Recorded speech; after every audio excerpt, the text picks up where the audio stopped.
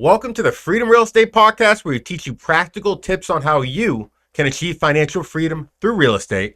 Today, I'm excited to have my guest, Michael Videtta.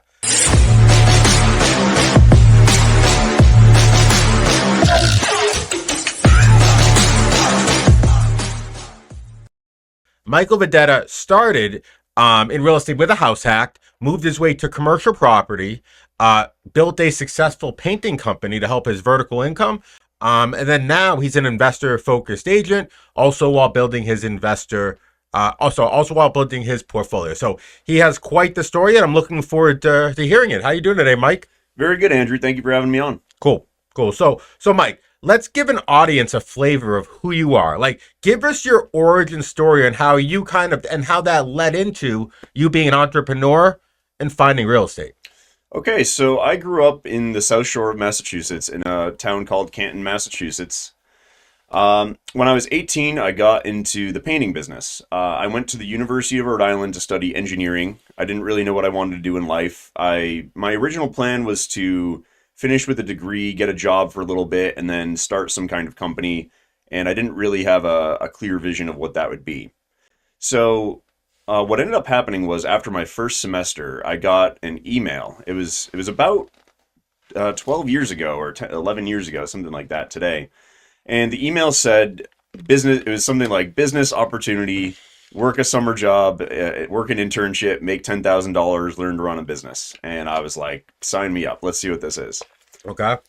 So, I responded with my information, got a call within a day or two, and the premise of it was, hey, if you want to work with us, it was called Collegiate Entrepreneurs Painting Services, and it was like if you want to work with us, we'll teach you how to run a business. It'll be a painting company, and you have an opportunity to learn a lot and make some money over the summer.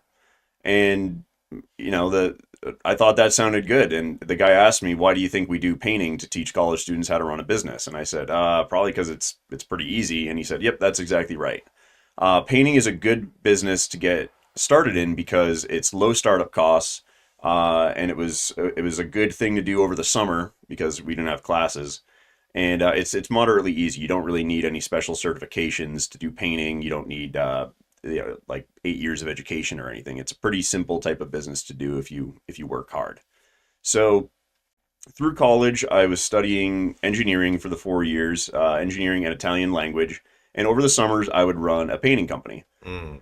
So the first year I did it, I was 18 years old. I sold about $70,000 worth of painting work. I had a lot of trouble managing employees. I probably went through about 30 employees over the course of a summer.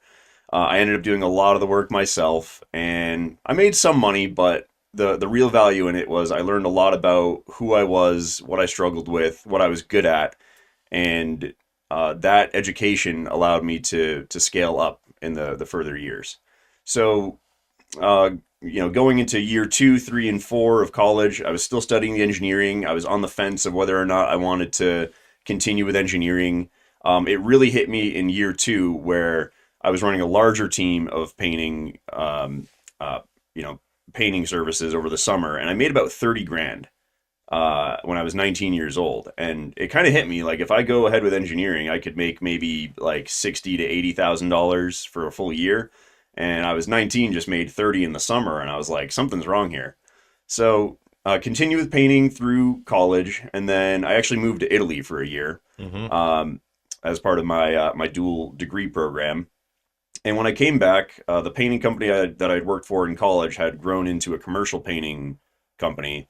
And I had a job in Italy that was for a concrete mixer manufacturer. Mm-hmm. And so I had a few different options. I could continue with the concrete mixer manufacturer and sell their product to the United States, or work in the commercial painting company. And I chose the commercial painting company because it was an industry I already knew a lot, and I could make a lot of income very quickly right out of college. So I did commercial painting for about 4 years, and as a working in commercial painting, I did project management for a year. So I would like drive around and make sure that all of our projects were going good. We were painting LL Beans, we were painting dorms at universities, we were painting gyms, all kinds of commercial buildings that you'd walk in every day. And that's where I started my real estate journey.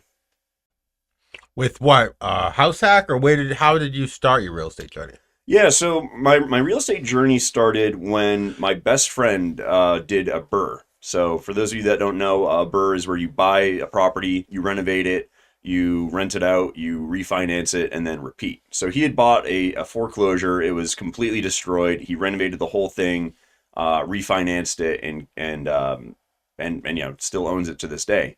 And when he did that, I asked him, like, how did you come up with the money for that? I thought you needed like, $100,000 or 20% down to do that. Yep. And he's like, no, I used hard money. And then that was the start of me going through all the Bigger Pockets content. I listened to so many podcasts, all the YouTube videos that I could. I read some of the books, and I decided I wanted to do real estate. So at that time, maybe I had about like $30,000 to $40,000 saved up, and I reached out. I did some Googling, like to try to find somebody in Massachusetts that had already done it before. And that's where I found my first mentor, my first two mentors, I'll say, John Mabachi and Matt Perimian. So I'd called John. I said, hey, I want to get into real estate. I'm interested in investment properties. And he said, come to a meetup. So I went to the meetup that he hosted in Lowell.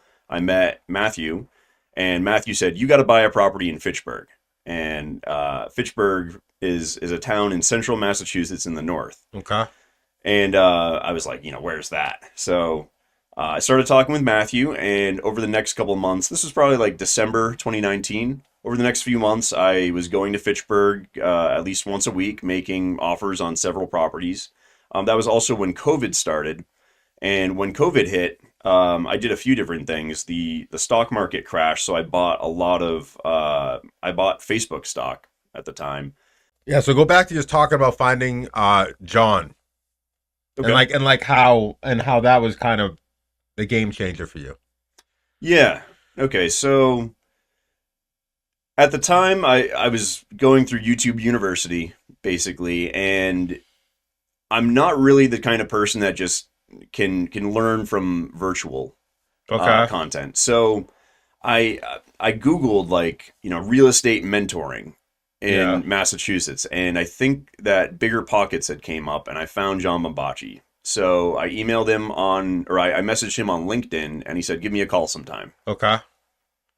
Yeah. So your first thought was, okay, you saw somebody successful in real estate, your buddy, bird a whole property, or essentially got a property for free, and you're like, holy crap, like I'm sitting here with 30, 40 grand. This guy just made hundreds of thousands of dollars in a summer, Yeah. right? Yeah, exactly. And you're like, oh, maybe this is something for me. So then you took the wise approach where you started educating yourself, and then you found a mentor, and they kind of helped you get your first house hack in Fitchburg. Is that correct? Correct, yeah. So, like, I didn't know anyone local in Massachusetts that was doing this type of work. Okay. So, yeah, I reached out to somebody that seemed really well connected. And, working with John and Matt, I was able to get my first property. It was in Fitchburg. It actually wasn't a house hack. I originally intended to house hack it, Okay. but after I bought it, the building was already occupied, and I said, why not just leave it how it is and just, make improvements and raise rents over time? And that was the strategy I took. Okay, so you bought this property, but you bought it with a low down payment owner occupied loan. I bought it with 20% down. Oh, you bought it with 20% down. Okay. Yeah. And then for that property, like, what did you get it for? How much money did you put into it? Like, what happened with that property? Yeah, so it was a 3-family in Fitchburg. I bought it for 250,000. Wow, that's cheap. Yeah, for compared to now, yeah. You said a 3-family? Yeah. Okay. Yeah, it was a 3-family, and just like anyone else that's buying their first property, I emptied my whole bank account. I was scared I overpaid for it. I was, pretty horrified it wasn't going to work. But I bought it and just introduced myself to the tenants, and it just worked. There were really no problems. I owned that building for about 4.5 years. And I probably invested maybe $20,000 or $30,000 over the course of that time. I got the rent from it was producing about $2,100 when I bought it, Okay. and by the time I exited, the market rent for the building was about $4,500. Okay. So you probably cashed on a couple grand a month. Yeah. And then I sold it this year for more than double what I paid for it. We sold it Wow. for, I think it was about 535,000. Holy moly. So Yeah. you brought, so let me get this straight. You brought like 50 grand of this property. You probably put like 30, 40 into it. Yeah, yeah, Okay. over a period of time. It Sure. wasn't like all at once. And then in a couple years, that money essentially turned to like 250, 300. Yep, exactly. Wow. That's an incredible return. Yeah.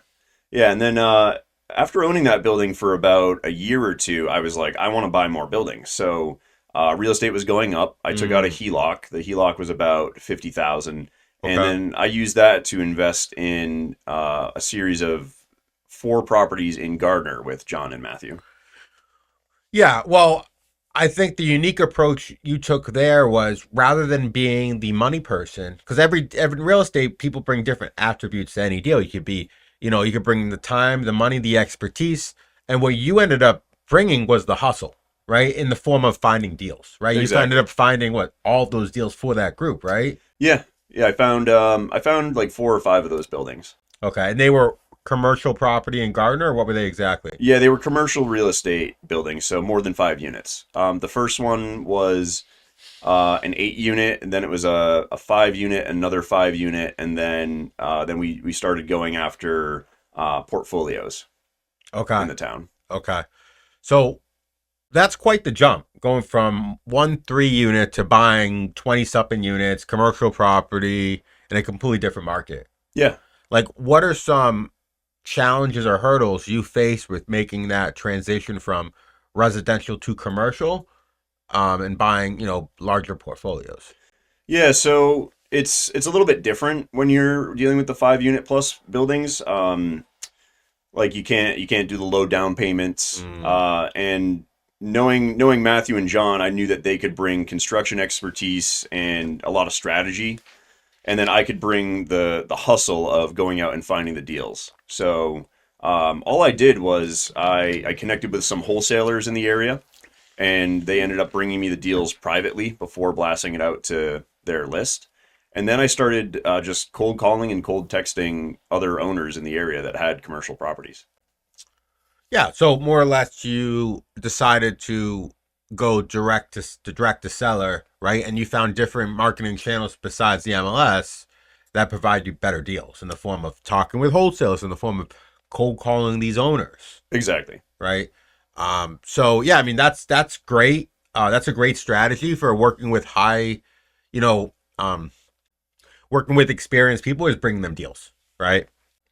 Um, so in hindsight, after doing those deals, what would you have done differently for those commercial properties, even your first property? Like in hindsight 2020, like what actions would you have taken differently?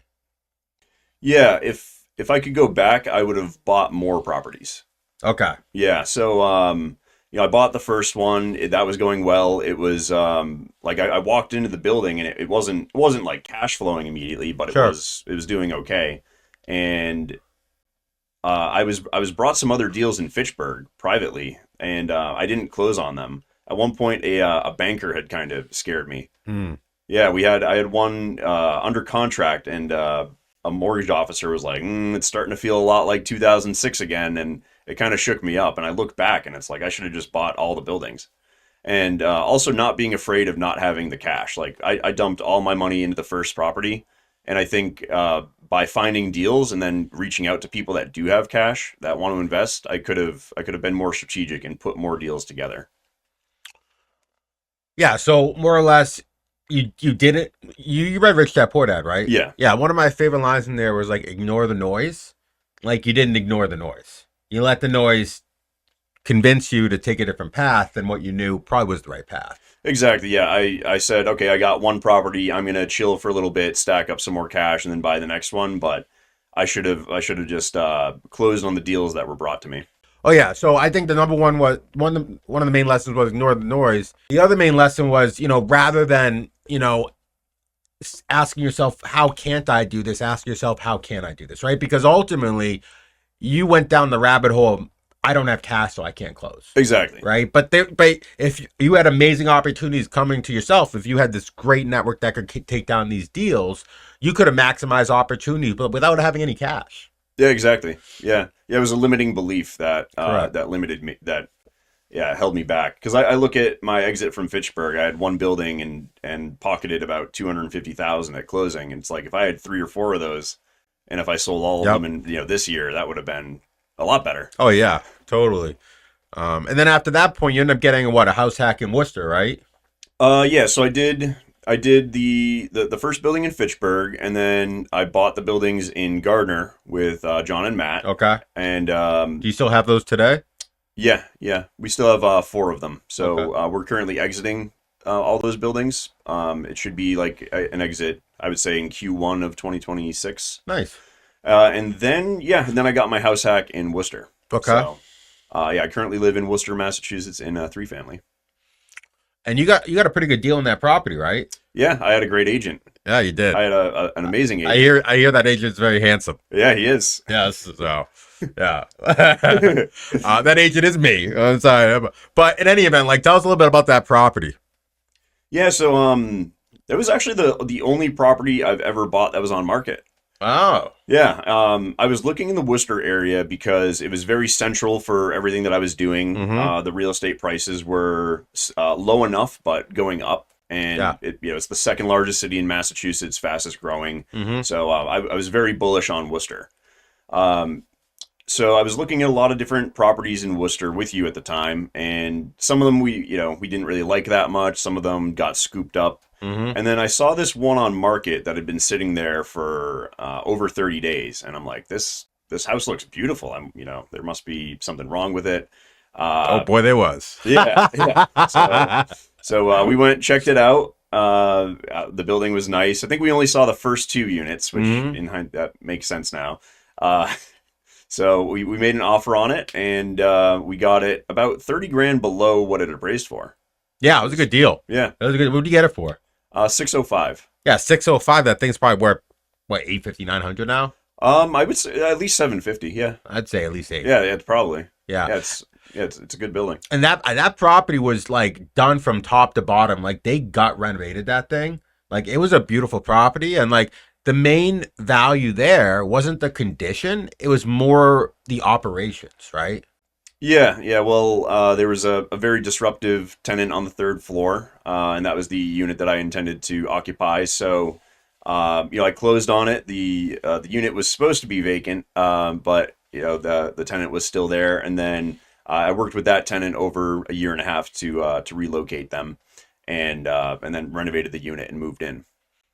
Yeah, that's a perfect example. If it was an amazing property and in a great location, the main issue there was a troublesome tenant, right? Exactly. And it just stayed on market because this tenant would just scare everybody away. And thankfully, Mike had, couple dozen units under his belt at that point. So he had the cojones to take on this problem, right? And in hindsight, 2020, are you glad you took on that problem? Yeah. Right? It was stressful while it was happening, Of course. but yeah, I'm very happy with the deal. And that really probably made you a stronger investor, right? Because dealing with that very challenging tenant, I can assure you there's not many more tenants more challenging than her. Yeah. Right? Yeah. I've never, I have 24 tenants at this point, and none of them are like that. So yeah, it doesn't scare me. Yeah, but it created the battle scars needed to be able to handle the deals you handle today. Exactly. Yeah. You need to go through some adversity to get stronger. So at that point, you really saw the magic of real estate, and you really wanted to tackle larger properties. So how did that lead you into taking larger properties and kind of working in and kind of leading yourself into the capital raising space? Yeah, so I really liked the commercial properties. The 2, the 3, and 4 units. I think a 3 and 4 unit can still be pretty good, but the prices in Massachusetts had gone up a lot, and I was looking at when I was underwriting 3 and 4 unit buildings, it just didn't seem profitable. Mm-hmm. Whereas the larger multifamilies, it's a lot less competitive because there's a higher barrier to entry. Yeah, I mean, and they're designed the cash flow. You literally can't get a loan from a bank unless it cash flows a certain percentage to support the overhead. Yeah. So I bought the house hack, and then over the next year, I was doing some flips, and then my original mentor Matthew, I was like, Matt, you haven't brought me in a deal in a little while. What's going on? He's like, all right, I got a deal for you. You want to buy 11 units? And I was like, yes. Nice. So it was a property in Athol. It was the landlord was kind of like an older guy, contractor type. The building had a lot of neglected maintenance, and the asking was like 935, and I'm like, I don't have 200 grand to put down. Mm-hmm. So I reached out to somebody that I knew that had 200 grand, and I said, hey, would you be down to partner on this? So we underwrote it, presented it to the investor, and he said, yes, let's do it. So then we formed an LLC where Matthew got some equity for finding the deal. I got some equity for putting some money in and managing the properties. And then my investor gets most of the equity. Okay. And using that strategy, we closed on an 11 unit and then another 10 units in over the course of 3 months. Wow. So at this point, you're up to how many units? What, 30, 40? I'm on the mortgage for 24. 24. Wow. Yeah. Wow. That's incredible.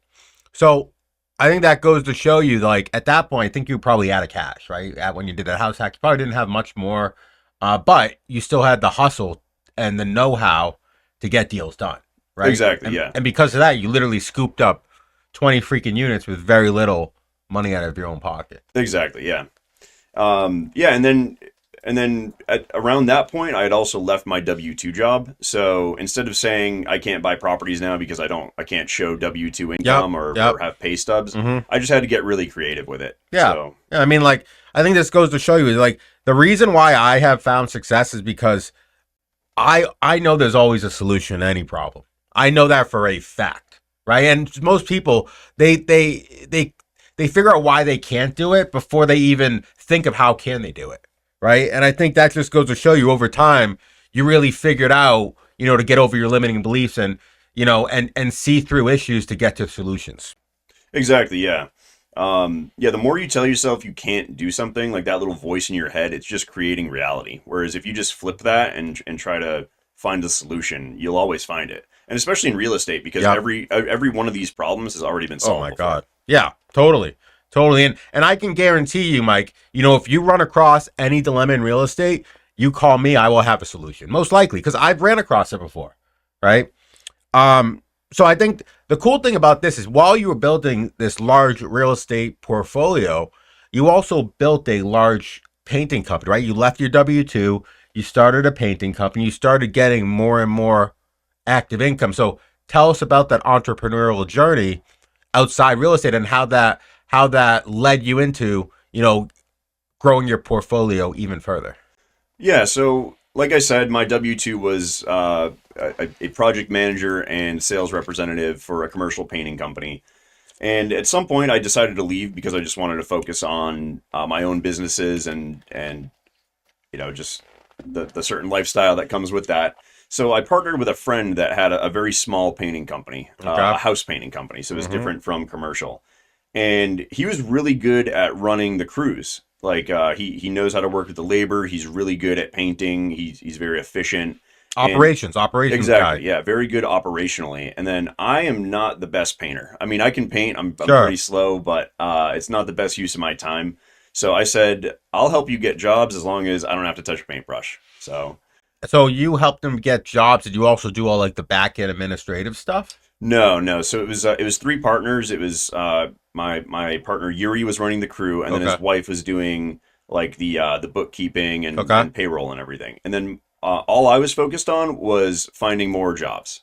Finding more jobs. So it sounds like these skills translated into real estate by you being able to find more and more deals. Exactly. Right? It's the same exact skill set. Like you have some sort of lead generation. You have leads that come in, unqualified leads. Then you have some kind of a phone call with them or communication to qualify them. There's an appointment that you go to, whether that's to see a property or to go look at a project. Okay. And then there's a proposal creation. So like writing the quote for painting or calculating the offer in real estate. Presentation, nurturing, and then a close. It's the exact same funnel, same type of skill set. You just have to tweak it a little bit because of the different industries. So your skill set in business more centers around marketing, bringing people into the funnel, and sales, closing, versus actually kind of managing people and delegating and making sure things are running according to plan. Yeah, I'm a lot better at running sales teams and sales operations. I can run like the operations side, but it's not like I don't enjoy it as much. I don't really get like dopamine of like, oh boy, I just hired the plumber, for Yep. 8 grand. But I do get the dopamine of like finding more deals and Okay. helping people increase their income with sales. Sure. So So that, and I think that's probably leading into your career shift into becoming a full-time investor focused agent, flipper, investor. Is that correct? exactly. Yeah, so a little bit on that. Painting is a great business. I didn't leave. I actually left painting recently in November, and I didn't leave painting because it wasn't working. Okay. It was because real estate is a very similar skill set, and I felt that if I could focus on real estate, I could Sure. make more money, more income, and it's a bubble that I want to be in more. Yeah. So, and it's a small world in So, Massachusetts. So, so I mean, ultimately, it's like you're a fantastic marketer and salesperson. You should be selling higher ticket price items, exactly. right? Like, I mean, if you're a great salesperson, you're probably selling jets, but real estate's pretty good too. Not Yeah. gonna lie, and Yeah, and exactly. there's pretty expensive real estate out there as well. Yeah, yeah. There's my first couple listings since I became an agent are like in the $200,000 range, but it's the same exact funnel for an $800,000 property or a $8 million property. Exactly. So you've shifted into being an investor focused agent. What differentiates you from just a normal agent? So it's experience. I think a lot of agents just saw the bull run between 2024 and they just decided to get a license and then sold a few properties or maybe tried it for a little bit and then fizzled out because the market isn't as good right now. I've done a number of flips. I've done a number of buy and holds. I have house hacked and I'm in this sphere every day. I think a lot of agents do it like as a part-time thing on Mm-hmm. weekends, but I'm Mm-hmm. in this every single day. Yeah. So what you really bring is you know, lead by example. You've done every one of these strategies, and you could really lead people down a successful path if they want to implement the same business plan. Exactly. Yeah, I've done most of the strategies in real estate. There's still a few I haven't done, but I've dipped my toes in most of them. What is one piece of advice you would give someone looking to get into real estate today? If you're working your W-2 job and you have a desire to get into real estate, I would recommend saving up about $50,000 and then getting into a networking group, Okay. growing your network. Yep. That's the number one piece of advice I would give people is go to a networking event. And there's so many around Massachusetts. You host a great one in Worcester. Mm-hmm. They're not very difficult to find, but that's the first step is surround yourself with people that are doing this. You're the average of the 5 people you associate yourself with, right? Yeah, and I 100% agree with that. It's an incredible effect that happens. Yeah. One of my favorite books is Limitless by Jim Quick. You heard of it? No. I love Limitless. It more or less is a guiding compass on teaching you on how to be the best learner you can be, right? Because ultimately, what's the best skill you could have in life? The best skill you could have in life, building relationships with others. Wrong. The best skill you can have in life is being a very quick and efficient learner, right? Because if you're a quick and efficient learner, you can school up any other skill like that, Yeah. right? Right. So this is a really good way. That book provides a lot of really good tips, but one of the main tips I took away from that is if you're really trying to change your life, there's 3 ways to change your life. The first way is have an epiphany. The second way is do daily habits. The third way is to change your environment, right? And you're proposing changing your environment in regards to expanding your network, right? Yeah, I think changing your environment and building daily habits. Yep. Daily habits, right? And then the last one, which you alluded to earlier, was the epiphany, right? The epiphany happened when you saw your buddy Burr make, 2 times the amount of money you made in a year in a couple months, and you're like, holy crap, maybe there's something to this real estate thing. Yeah. Yeah, exactly. So now when it comes to investing, Mike, how has your approach to investing evolved over the years, and what are some guiding principles that help you be a successful investor today? Yeah, over the years, I'm a lot more conservative with my investments. I like to underwrite my deals in the same way that an insurance company or a bank would. I even like to get feedback from people that actually work in insurance and banks because if they like it, then there's a good chance I'm going to like it. I shoot for 10 to 15% returns on real estate.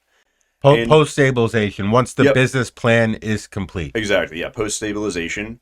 And then another thing is I I've decided to hold on to my assets, especially not so much with real estate because real estate's a little bit harder to liquidate, but with stocks, I've regretted selling most of the stocks that I've owned. So I think holding on to the stocks or holding on to your assets is important for building long-term wealth. Like you have to look further into the future, not just like the next day. Long-term gratification, Exactly. Yeah. right? Like that's one of the main reasons why how people are successful is if you are able to plant a seed and have the patience to wait for 3, 4, 5 years for that seed to sprout into a beautiful tree, like that tree's got to produce so much more fruit than it just being a seed. Yeah. Yeah, and I Right. think in our society, like we just expect everything to be a microwave. Like we're a fast food society. We get everything instantly. Like you put the food in the microwave, it's done in 30 seconds. But that's not how long term wealth is built. Mm-hmm. Totally. So, what are your next big milestones in real estate, in business, personally? Yeah. So right now with doing acquisitions and finding flips and doing listings, I'm getting about one deal a month. Okay. I'd like to scale that up to one deal a week in the next year. Um, How is that even possible without a team? I have a team. Okay, and what does your team encompass? So there's me. I have a business partner. I have an acquisitions manager, and then I have three overseas workers Okay. in the Philippines. Okay. Okay. Yeah, so we're reaching out to about 10,000 sellers per day Wow. right now. And when you say a deal a week, does that mean like a flip, a wholesale? Or what's that mean exactly? All of them, yeah. So it'd be either getting a flip, it's getting some kind of a contract, whether that's a listing agreement, an acquisitions contract to purchase the property or wholesale it. Um, or well, yeah, that's it. So it's either yeah, a listing agreement or a purchase contract. Okay, so you're either gonna purchase it yourself or you're gonna sell it to another investor. Exactly, yeah. Because sometimes we'll go and look at the properties that come into our funnel, and they're pretty nice. So the best strategy for the seller is going to be to list it, and we offer that service. We can list properties that we can't buy at a deeply discounted price. And then if we can buy it at a deeply discounted price, we can either buy it for ourselves and then flip it, or we can pass it off to another investor. Okay. Yeah. Solid plan. So this is probably gonna be one of my last questions. So, if you could give three pieces of advice to younger Videtta on how to be successful today, what three pieces of advice would you give? I would say focus on a few things rather than a lot of things. I think that one issue I've struggled with in the past is like trying to focus on too many different things. Mm, Like I'm gonna crush it in my W-2. I'm gonna grow a side business. I'm gonna buy all this real estate. I'm gonna go yep. to the gym. I'm gonna like have a vibrant social life. And if I'm trying to do 10 different things, I Hmm. end up not performing in any of them.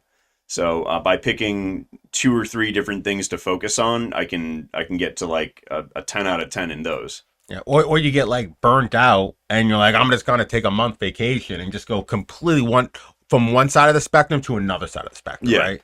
yeah, exactly. So I would say focus in on a few different things that are important. Okay. Um, Shiny object syndrome. Yep, shiny object syndrome. I would avoid the shiny object syndrome. Another piece of advice that I would give would be to hang on to your assets. Okay. So, in particular, Hold yeah, hold. with the HOLD. Yeah, hodl. Oh, hodl, Hodl. hodl. Thank Yeah, you. because the amount of times I've like bought and sold Bitcoins, like if I just had held that from 2016, it'd be like so much nicer. Same thing with like stock. I mean, in 2020 when the stock market crashed, I bought a ton of stuff and I'm like checking it every day and like is it going up? Is it going up? And if I had just held those for a few years, like I'd have 4x my net worth right now. Yeah. Yeah. So yeah, I would say focus on a few things, hodl, and then take care of your body. Like take care of Mm, yourself.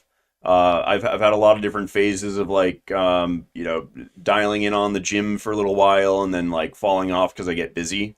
And I would just say prioritize your health because a strong mind, a strong business comes from a strong mind, and a strong mind starts with a strong body. totally. 100% agree. And for our audience, give our audience three fantastic book recommendations that changed your life. Yeah, Rich Dad Poor Dad. Mm, The 4 Hour Work Week. Yeah. That was one of my biggest inspirational books. It teaches you how to automate a business or put you Hmm. in the mindset of automating a business so you can live the life that you want. And then Think and Grow Rich. Yeah. Those are three great recommendations. Mind if I throw a fourth one in? You're welcome to. Go ahead. How to Win Friends and Influence Oh, People. okay. Yeah, Little bonus book. yeah, bonus book. That one taught me one of the most important things for being conversational, which is you want to talk to people about what they want and how they can get it. Absolutely. Absolutely. So for our audience, tell them where they can find out more about this beautiful person, Michael Videtta, and how, if they want have any properties to sell for him, or if they want to list any properties, where they can reach out to you. Yeah, I'm on LinkedIn at Michael R. Videtta, and I'm also on Instagram as Michael R. Videtta.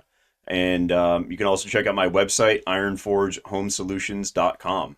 And if you look me up on Instagram, you'll probably see the random video that I went viral in. About 100 million people have seen it, so you've probably seen my face somewhere out there before. Yeah.